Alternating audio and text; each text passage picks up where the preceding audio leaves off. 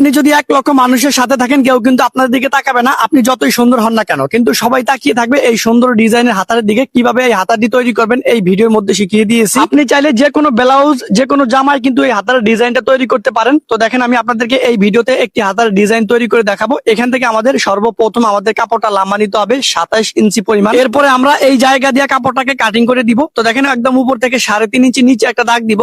এবার এই দাগটা এখান থেকে আমরা টেনে এইভাবে সোজা করে দিব। এবার দেখেন এখান থেকে আমরা টোটালে 11.5 ইঞ্চি পরিমাণ এইভাবে রাউন্ড করে নিয়ে নিলাম। এবার উপরে 4 ইঞ্চি দাগ দিয়ে উপর থেকে নিচের দিকে রাউন্ড করে দিলাম। হাতার মুখে আমাদের এখান থেকে 8 ইঞ্চি পরিমাণ একটা দাগ দিতে হবে। 8 ইঞ্চি দাগ দিয়ে শেপ কাটটাকে এখানে বসাই দিতে হবে। নিচের দিক থেকে উপরের দিকে দাগটা এইভাবে টেনে দিতে হবে। এবার এই দাগ অনুযায়ী এখান থেকে আমরা হাতা কাটিং করে নিব। একদম সহজ। অনেকে মনে করে এই হাতার ডিজাইনটা নাকি অনেক বেশি কঠিন, কিন্তু এই ভিডিওতে আপনাদেরকে এত সুন্দর করে দেখিয়ে দিয়েছি। একবার শুধুমাত্র ভিডিওটা দেখলে যে কোনো জামা এবং ব্লাউজের সাথে এই হাতার ডিজাইনটা তৈরি করে নিতে পারেন। হাতাটার সমান মাঝখানে শেপ কাট বসিয়ে উপর থেকে নিচের দিকে আমাদের এইভাবে দাগটা টেনে দিতে হবে। দেখেন আমরা একদম উপর থেকে নিচের দিকে এইভাবে কিন্তু শেপ কাট বসিয়ে সমান মাঝখানে উপর থেকে নিচের দিকে দাগটা এইভাবে টেনে দিয়েছি। এবার এই দাগের এই পাশে 1 ইঞ্চি পরিমাণ, এই পাশে 1 ইঞ্চি পরিমাণ দাগ দিতে হবে। আমার কথাগুলো ভালো করে শোনেন। এই দাগের এই পাশে 1 ইঞ্চি পরিমাণ, এই পাশে 1 ইঞ্চি পরিমাণ দাগ দিতে হবে। এবার শেপ কাট বসিয়ে আমরা একদম উপর থেকে নিচের দিকে দাগগুলা এইভাবে টেনে দিব।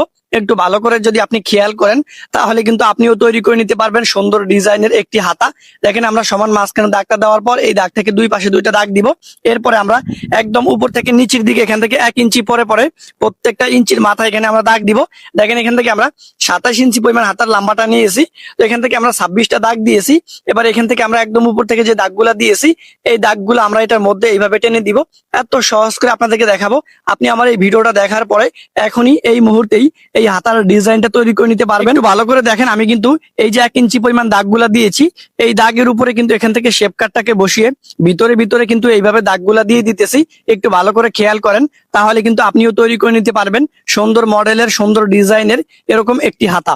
তো দেখেন এখান থেকে দাগগুলা দেওয়ার পরে আমরা যেটা করব, এই দেখেন কোনাকুনি করে আমরা 1 খোপ বাদ দিয়ে 1 খোপের ভিতরে আমরা এইভাবে কোনাকুনি করে দাগগুলা দিয়ে দিব।